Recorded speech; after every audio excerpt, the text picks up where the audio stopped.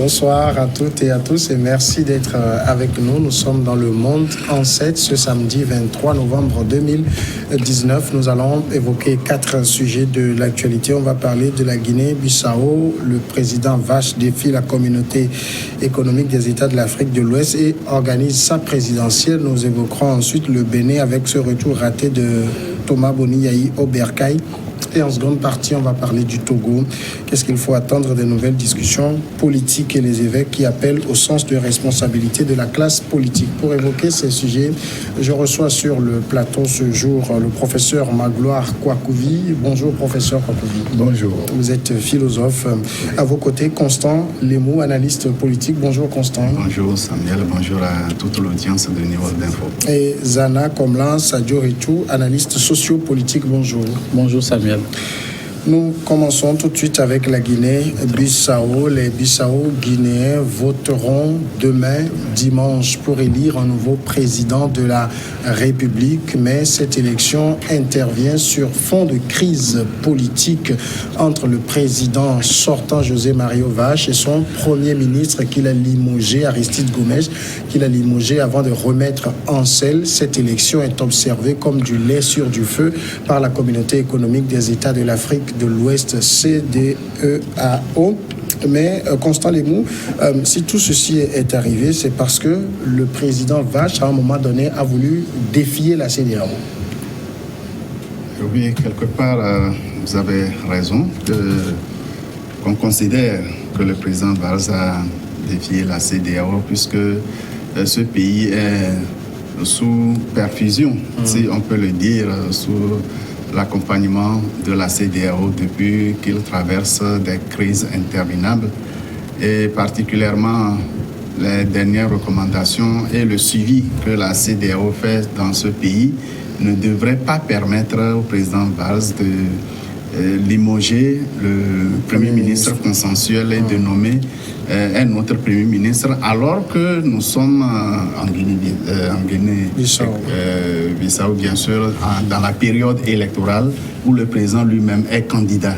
Par conséquent, il ne devrait pas, dans cette période, nommer un nouveau Premier ministre. Étant candidat comme tous les autres, il doit quitter sa posture de chef de l'État et ses prérogatives de nomination du chef du gouvernement et tout. De toute façon, nous voyons un président qui est plus ou moins sûr qu'il doit partir du pouvoir. Et rappelez-vous qu'il a été d'abord exclu de son parti et qu'il avait accompagné à son élection présidentielle et ce parti a positionné un nouveau candidat contre lui. Donc, il voit pratiquement toutes les chances le quitter. Et comme tout mauvais perdant, il est en train de semer du bordel qui va entourer son départ. Mais là, ce n'est pas la bonne option pour notre président qui devrait chercher plutôt à sortir par la grande porte. Professeur Magloire Kwakouvi, est-ce que vous analysez également tout ce qu'a pu faire le président Vache ces derniers moments comme l'attitude d'un mauvais perdant, quelqu'un qui sent la défaite venir? Oui, mais je crois que le pays même n'a pas bonne presse. C'est un narco-pays. Je pense qu'il a eu de la chance que les Américains n'aient pas voulu l'exfiltrer de son pays, qu'ils ont fait au Nicaragua ou bien au Panama, je ne me rappelle plus.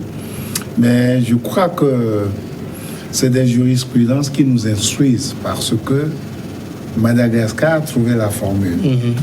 Quelques mois avant les élections, si vous êtes candidat, vous démissionnez de votre poste et les choses se font mieux. Et je pense que nous devons nous instruire à partir de leur jurisprudence. Sinon, à part l'ego surdimensionné, qu'est-ce qu'un président en fin d'exercice peut chercher encore sur cette terre au point d'avoir des comportements de ce genre? Je crois que l'Afrique gagnerait à éduquer les enfants dès l'école primaire à un civisme, je dirais, à toute épreuve, parce que il aura son émolument d'ancien président. Je crois que ça suffit largement. Chauffeur, garde de corps et tout. Bon, ça, faut quitter tranquillement et puis c'est tout. Bon, 2 ministres, j'espère pour eux qu'ils ne payent pas les primes d'arrivée là-bas. Parce que s'ils donnent les primes d'arrivée pour le faire repartir quelques jours après, il a droit à la prime de départ en plus. C'est les inconséquences de la politique en Afrique. C'est pour ça que Barack Obama a recommandé des institutions fortes. Parce que si on veut compter sur les gens forts, ça ne nous arrange pas. Ça ne nous arrange pas. Alors aujourd'hui, en tout cas, les Bissau-Guinéens sont arrivés au seuil de l'élection. Ils votent demain. Quel regard vous pouvez déjà projeter sur la journée de demain, Sana Sadio? Non, moi je pense que les garanties ont été données par surtout l'armée. Parce que c'est sur elle que toutes les attentions se focalisent. Parce que lorsqu'on a vu la recrudescence des coups d'État, je crois que c'était en 2004, le pays est un grand habitué 2014 plutôt. Oui.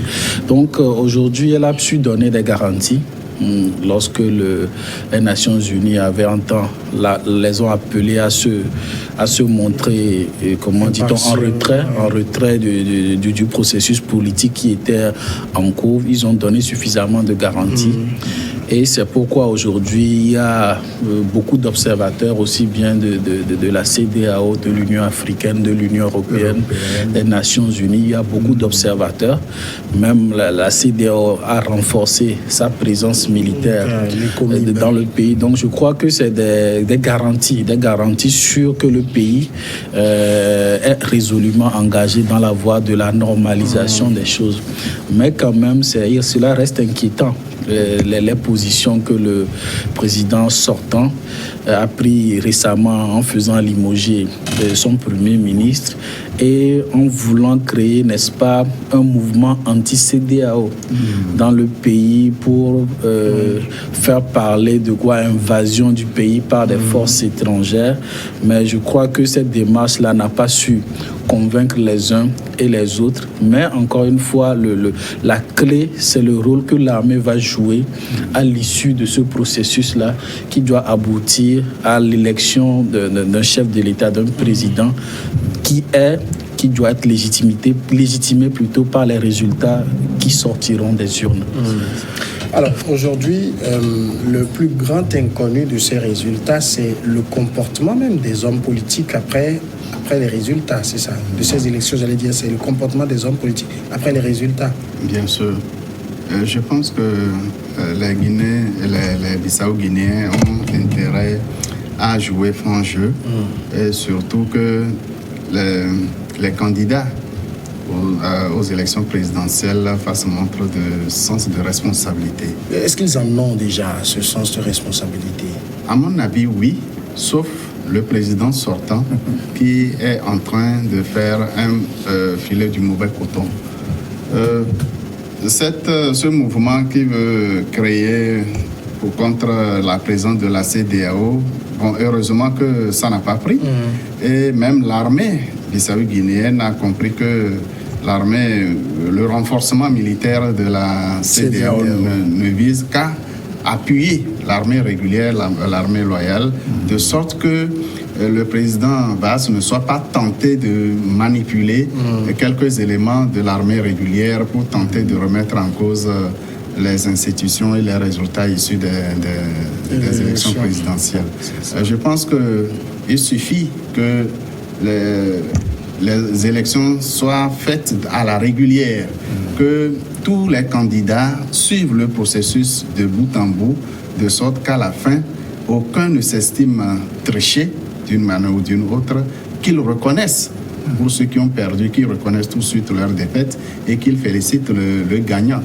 Là, tout le monde, tous les citoyens, toutes les institutions et ceux qui incarnent ces institutions seront tous d'accord que vraiment le pays a marqué un pas en avant et quelle que soit la position du président sortant, je doute fort qu'il arrive en tête, même s'il devrait aller, s'il y a deuxième tour, je doute que le président Vaz aille au deuxième tour. Alors, ce comportement responsable permettrait à la Guinée d'avancer et de mettre derrière elle, si c'est possible, la crise qu'elle traverse depuis trop d'années. Professeur Kwakouvi, est-ce que vous avez le sentiment que la CEDEAO a pris toutes les garanties pour que les résultats soient acceptés de toutes les parties? Oui, apparemment oui. Nous avons un grief contre la CEDEAO depuis décembre 2018. En Guinée-Bissau, Togo, de la Guinée-Bissau. Contre la CEDEAO. Parce que ce qu'ils ont fait en Gambie, qui nous avait mis du baume au cœur, qui nous a fait fonder tous les espoirs sur eux, ils ne l'ont pas fait pour nous. Et je ne sais pas si c'est la taille du pays. Les circonstances étaient différentes aussi. Oh non, en Gambie, il y avait un président qui avait perdu les élections, mais qui après a refusé de remettre le pouvoir à son successeur. Qui avait reconnu sa défaite. Oui. On n'était pas dans les mêmes circonstances, non? Bon, ça dépend de quel côté on se trouve de la barricade. Certains d'entre nous pensons que si la CEDEAO, avec l'espoir que l'Union européenne, l'ONU mettent sur elle comme organisation sous-régionale, voulait apaiser les cœurs dans la sous-région, elle aurait pu le faire. Pourquoi ne l'a-t-elle pas fait pour le Togo? Pourquoi a-t-elle réussi en Gambie? Et va-t-elle réussir maintenant en Guinée-Bissau? Et pourquoi pas au Togo? Ça, c'est des questions pour les générations futures. Parce que vous savez qu'il y a le LMD maintenant. Oui. Les enfants vont faire des masters là-dessus. Et c'est tout à leur déficit. C'est dommage, mais c'est comme ça. Mais je pense qu'ils sont 14 pour demain. En Guinée-Bissau, 12 ou 14? 12. Bon, ce n'est pas aussi pléthorique qu'en Algérie, en Tunisie, ou ailleurs, ou au Sénégal. Mais oui, le Togo s'avance. On est déjà à 9 au Togo.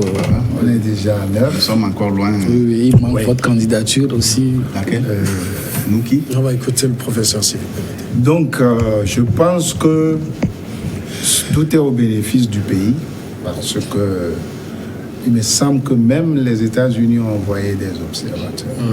Parce que, à part le président sortant, je n'ai pas entendu parler de turbulents parmi les candidats. Et je pense qu'à 2 tours, ils vont reconnaître les résultats et puis que les choses iraient mieux. On n'évoque pas de fichiers corrompus là-bas. Il n'y a pas de litige sur la CENI, la Cour constitutionnelle. On n'a pas de ces nouvelles là-bas. Donc, on espère que demain, au soir, on aura de bonnes nouvelles sur la Guinée-Bissau. Parce qu'avec les ordinateurs aujourd'hui, ce n'est plus des affaires de semaine. Oui, à la fin de la journée déjà. Avoir des résultats. Alors, c'est le sort, en tout cas, qui sera réservé au président sortant à l'issue de l'élection de demain qui va déterminer l'avenir.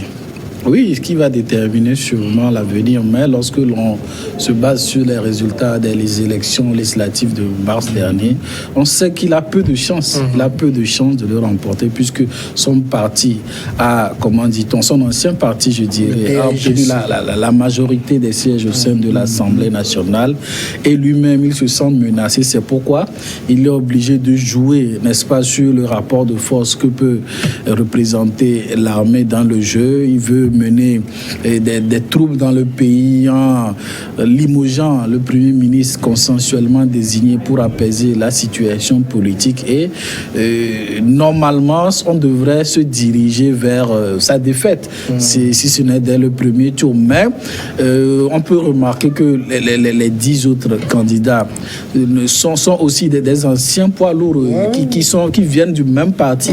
Donc on ne sait pas si ces candidatures dossiers-là vont effriter, n'est-ce pas, les voies du PAIGC. Donc, l'issue du scénario peut être incertain, mais ce qui est sûr, j'ai l'intime conviction, au vu des résultats, qu'au moins le PAIGC sera au second tour. Maintenant, avec qui, on ne le sait pas. Oui, la particularité de la crise bissau-guinéenne, c'est quand même que c'est une crise interne à un seul parti. Et c'est ça qui déteste surtout le pays, finalement. Oui. Effectivement, c'est une crise interne à un parti. Ce n'est pas une crise entre partis d'opposition. Seulement, ce parti ayant une longue vie présidentielle, a développé des courants différents qui se sont opposés. Et vraiment, le clash est arrivé au moment où il ne fallait pas.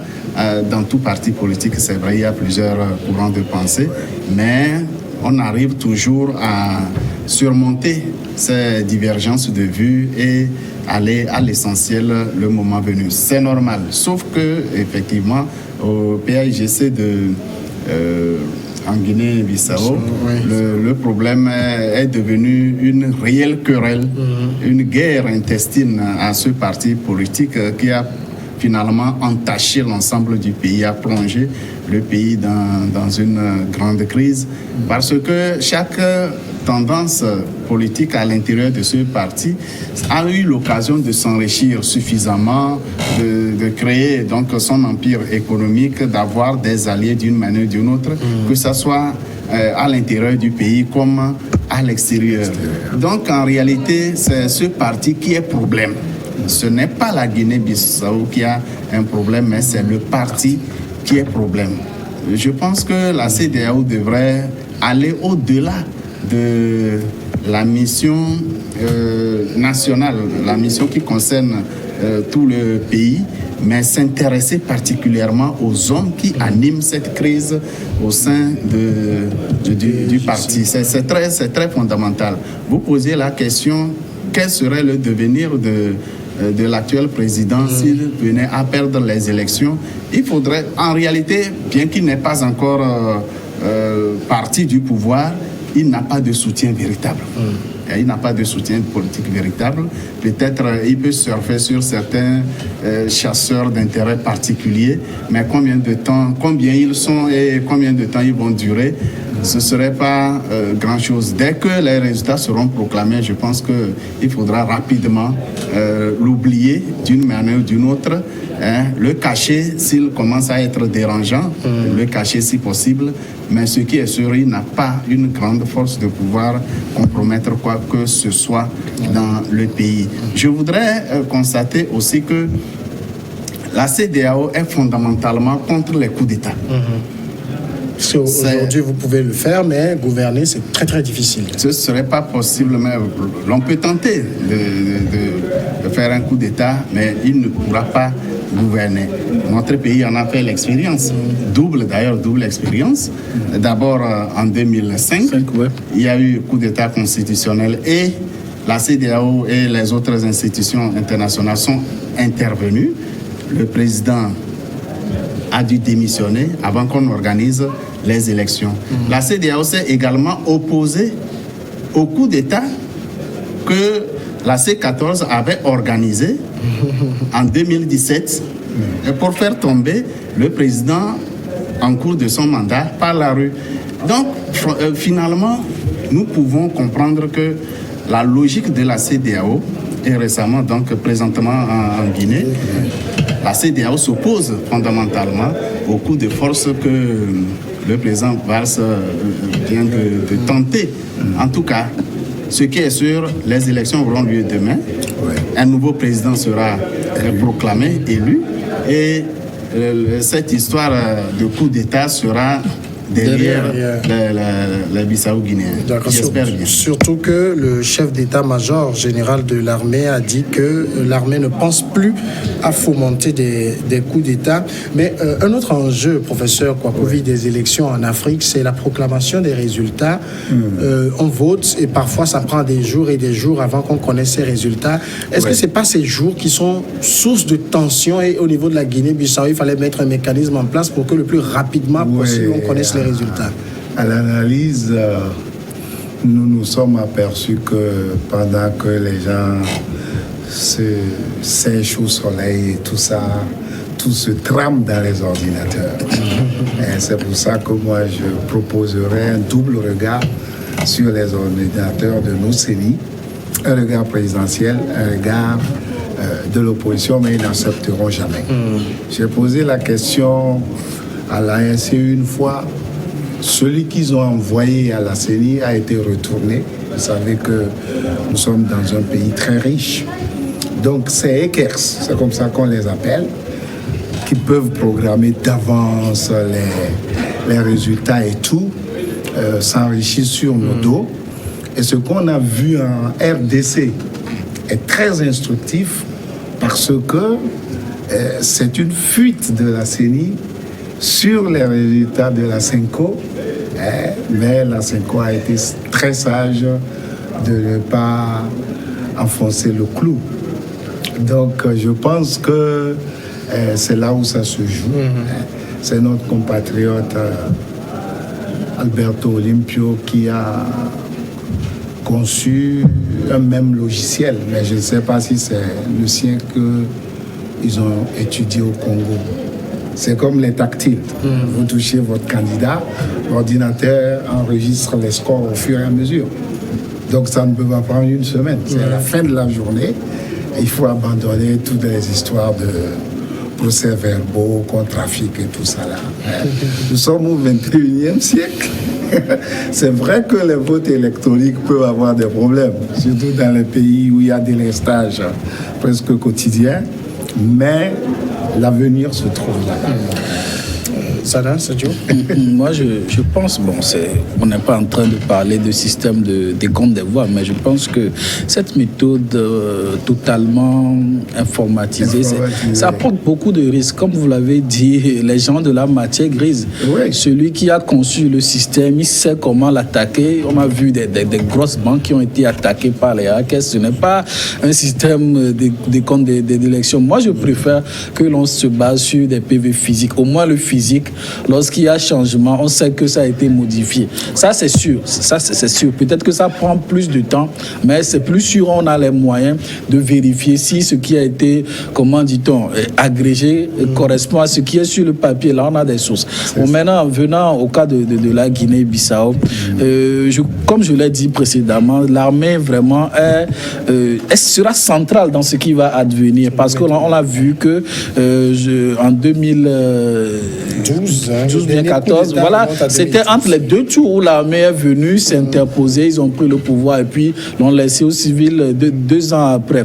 Donc ça va se jouer sur la neutralité que l'armée bissau-guinéenne va faire montre demain et puis dans les jours qui vont suivre pendant et puis après le scrutin. Et monsieur le président sortant, il en est bien conscient. C'est pourquoi même au cours de la campagne, il est allé discuter avec le chef d'état-major général des armées et son vice. Donc il compte vraiment sur un soutien de ce genre pour pouvoir se maintenir.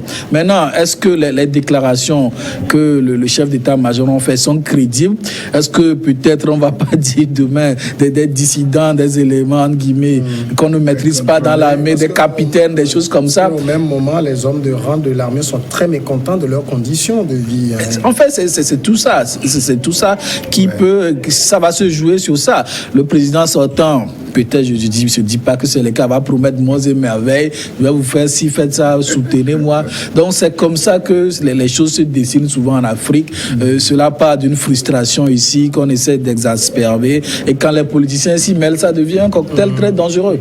Donc on espère vraiment que l'armée bissau-guinéenne va être neutre comme elle l'a promise, et parce que c'est un gage, n'est-ce pas, de stabilité du pays face aux menaces terroristes dans la sous-région. Déjà on a le Mali, Mali, on a le Burkina, et le Niger. Le Niger, le Nigeria. Donc, avoir aussi un autre foyer qui s'ouvre, d'instabilité qui s'ouvre en Guinée-Bissau, connaissant leur passé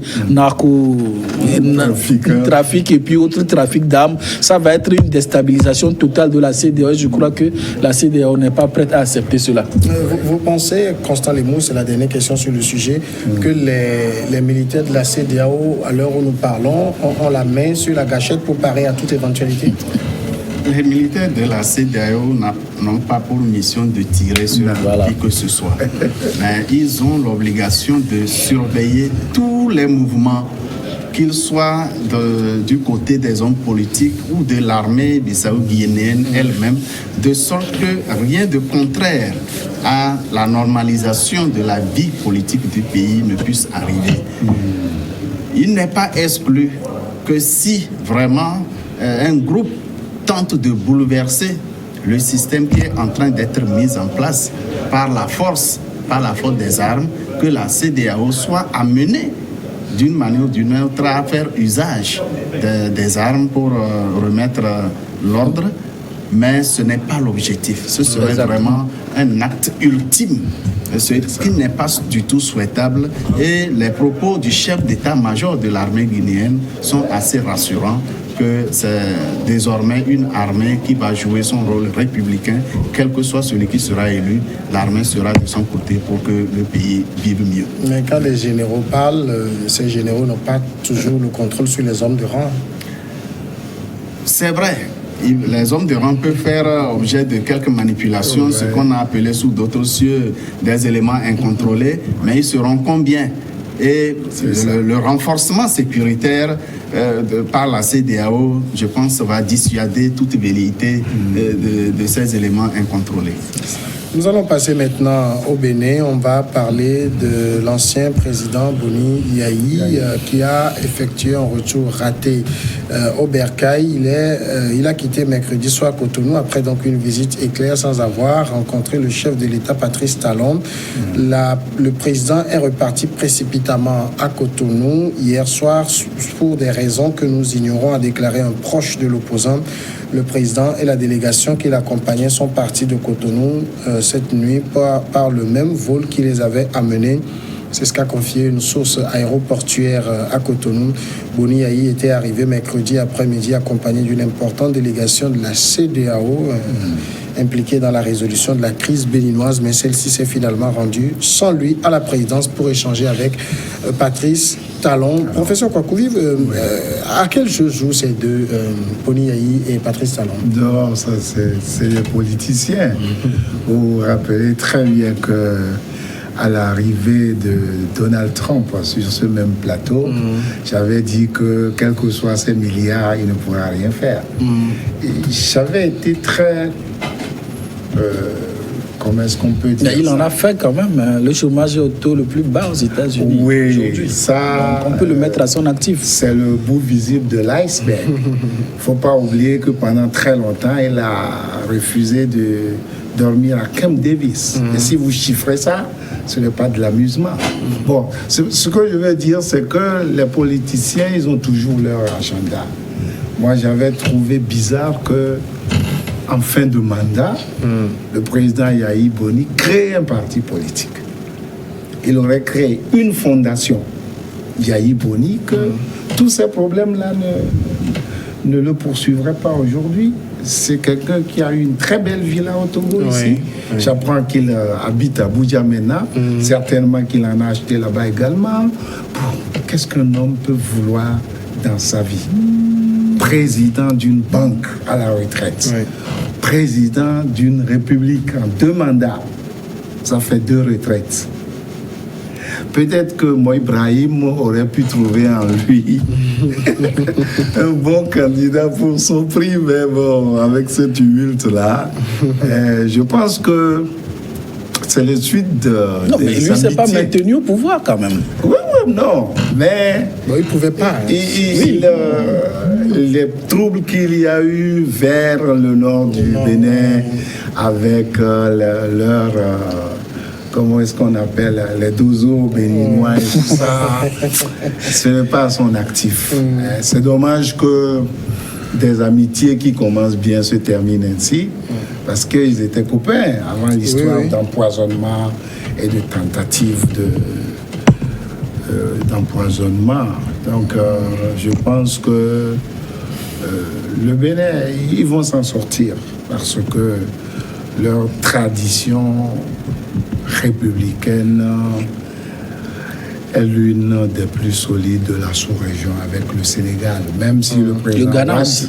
Le Ghana également, même si le président Ouad nous a déçus, in fine, on voulait placer coûte que coûte son fils. Bon, mais je pense que le président Yahi Boni aurait dû créer une fondation à la place d'un parti politique. Parce que dans un parti politique, d'abord, les gens ne cotisent pas. En Afrique, je veux dire. Je suis d'accord. Deuxièmement, ils sont à l'affût de toutes les opportunités pour se placer. On a condamné un de ces ministres aujourd'hui. Bon, soit pour ramasser, soit pour détourner, soit pour voler, tout ça. Je pense qu'à un demi-siècle de pratique quand même, nous aurions dû tirer les bonnes leçons de nos politiques pour que ces crises-là n'arrivent pas. Les gens font 4 ans renouvelables une fois, ils s'en vont. Est-ce que quelqu'un dérange Barack Obama aujourd'hui? On a encerclé sa maison? Non. C'est ça. Donc je crois que le verre qui est dans le fruit se trouve à ce niveau-là. Il a voulu mettre sa fortune au service d'un parti politique. C'est son choix. Mais moi, je n'avais pas beaucoup approuvé. Le tort, c'est à qui? Talon, Boni, Yahi? Bon, moi, j'observe beaucoup de choses quand même qui se sont passées depuis la section de M. Talon au pouvoir. Je remarque que M. Léadi Soglo, il n'est plus dans le pays. M. Sébastien Ajavo, il n'est plus dans le pays. Récemment, on a fait un blocus, entre guillemets, autour de la maison de M. Yahi Boni pendant, je crois, 52 jours, à l'issue duquel il est parti. Donc, moi, j'ai plutôt des inquiétudes pour la démocratie béninoise. Et je vois un peu les choses autrement. Vous savez, la Constitution béninoise limitait déjà les mandats présidentiels. Je ne vois pas l'opportunité d'introduire qu'aucun président ne peut avoir plus de 2 à vie si ce n'est la volonté manifeste d'empêcher le retour de M. Yahi Boni. Moi, c'est mon analyse. Ne pouvait plus revenir. Moi, c'est peut-être mon analyse sur la question.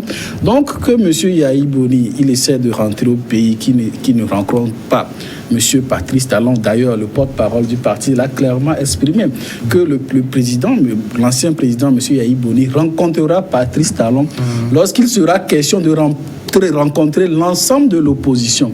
Donc je pense que c'est quand même, ça fait preuve d'une certaine hauteur, puisqu'il ne limite pas, n'est-ce pas, la situation politique à sa personne.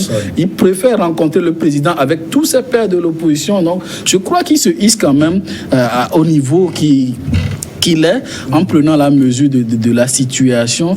Donc, il a clairement dit, pour apaiser les choses au Bénin, la situation politique. On a vu dans quelles conditions des critères sont rentrés en jeu pour être candidat aux élections législatives. On n'a pas suffisamment donné le temps au parti de se conformer. On est allé aux élections législatives. Des partis se sont vus automatiquement exclus du jeu. Donc, c'est ça qui a créé la crise. Ce n'est pas M. Yahi Boni qui a créé cette crise. C'est vrai qu'il y a eu des événements, des violences dans lesquelles il s'est illustré, mais il faut comprendre, n'est-ce pas, le début de la situation. Je crois qu'à l'issue des pourparlers qu'ils ont eu entre eux, il a été décidé d'organiser des législatives anticipées. Je ne sais pas si c'est l'année prochaine ou bien en 2021. Donc, je crois que les choses sont en train d'être organisées pour revenir à la normalité et puis avoir, n'est-ce pas, une classe politique apaisée, comme à l'image du pays qu'il a toujours été, d'ailleurs, comme vous l'avez si bien dit. Constant Lemou.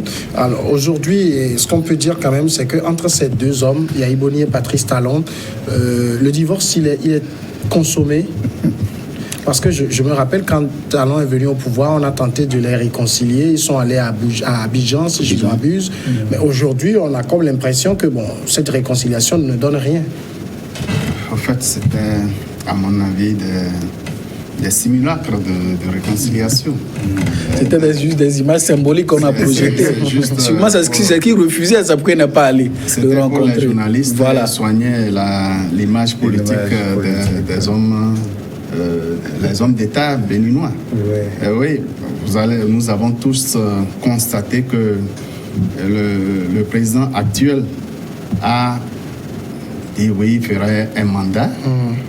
Et les Béninois ont cru que le système politique continuerait pendant le seul mandat qu'il ferait, que quelqu'un d'autre viendrait. Et nous avons tout de suite parlé d'agenda des présidents. Il y a l'agenda officiel qui l'amène au pouvoir et l'agenda caché qui s'exécute réellement pendant qu'il est au pouvoir. Personne n'a vu venir le vrai Patrice Talon. Son agenda réel, c'était un virage presque à 180 degrés de la vie politique béninoise. Personne n'a imaginé qu'il avait en tête tout ce mécanisme pour refonder, si on peut l'appeler ainsi, le système politique béninois, en mettant pratiquement dans le panier le processus démocratique que le pays a connu depuis les années 1990. Est-ce que c'est un procès à charge que vous lui faites? Parce qu'il a fait aussi un diagnostic de la vie politique béninoise et il a trouvé que ça ne marche pas. Quand je dis ce virage, il n'est pas forcément négatif. Il n'est pas forcément négatif. Si c'est vrai, ce qu'on appelle le principe démocratique ont pris un coup, la réalité de recentrer et de refonder la vie politique au Bénin était nécessaire. Parce que apparemment le Bénin vivait la démocratie, mais c'était une démocratie électorale. Mais la démocratie de développement, la démocratie économique, ce n'était pas du tout cela. La bonne gouvernance, ce n'était pas du tout cela. Alors Patrice Talon a décidé de refonder la République béninoise de sorte qu'elle connaisse une réelle émergence au-delà des efforts de démocratisation.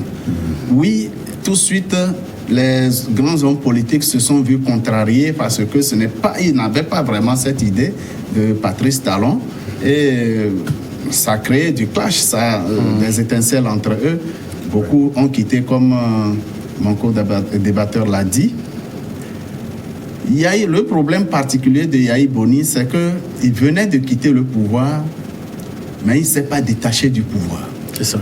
Il se sentait encore président pendant que Patrice Talon a commencé ses réformes et vu les mécontentements qui se manifestaient, Yahi Boni s'est cru à même de jouer encore un rôle d'homme politique, ou du moins il a été trompé par la popularité qui lui reste, malgré qu'il a fini ses 2 mandats. Évidemment, il a une popularité.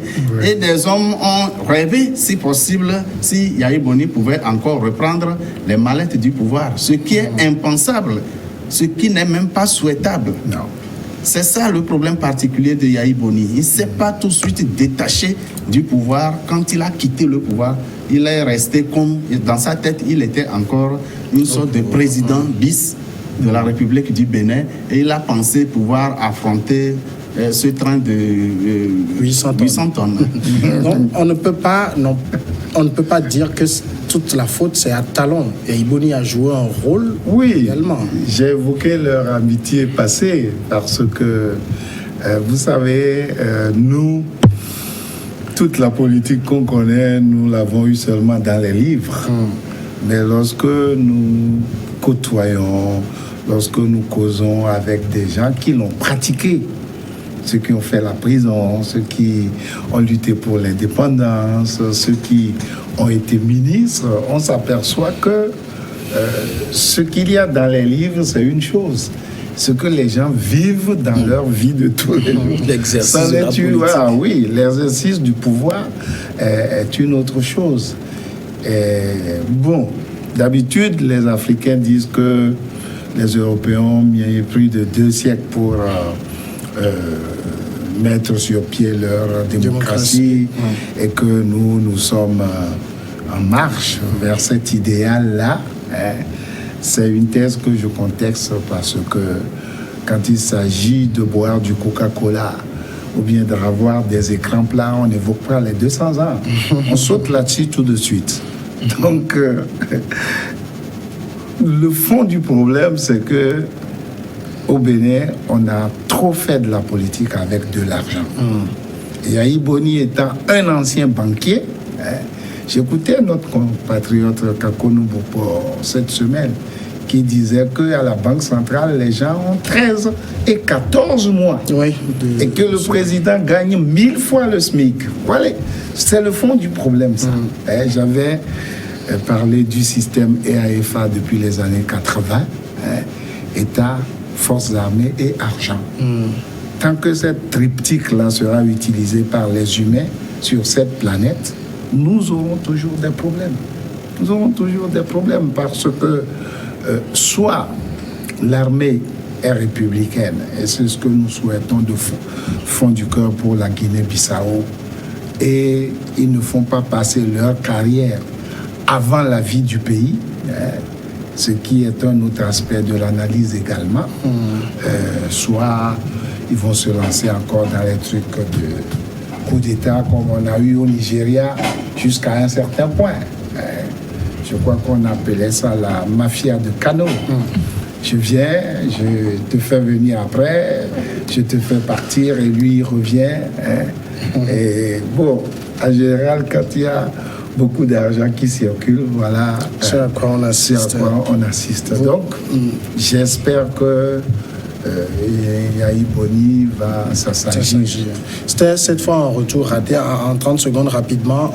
Vous pensez qu'il y aura un autre retour qui sera la bonne cette fois? Parce que c'est son pays. Hein. Bien sûr. Non, de toute façon, le parti l'a annoncé. Monsieur Yahi Boni, c'est quand même un animal politique. Hein. Il faut quand même rappeler son parcours. Il était candidat en tant qu'indépendant. Voilà. Après, il a su mobiliser créer un parti, le FCBE, qui a eu la majorité au sein de l'Assemblée nationale. Mais il a raté son départ en allant chercher M. Sissou, ce qui a divisé lui-même son parti. Son beau-frère lui-même s'est présenté candidat beaucoup de son parti. Donc, il a mal négocié la fin en ne pas passant la main à un dauphin naturel. Et puis après, voilà, ces problèmes avec Patrice Talon, c'est devenu comme un jeu de revanche entre les deux. Mais je suis heureux que lui-même, il prenne des positions qui ne lui mettent pas lui-même en tant que personne au centre du problème béninois, ce qui est plus intéressant. On va rendre l'antenne parce que le journal doit passer. On revient tout de suite après le journal. D'accord.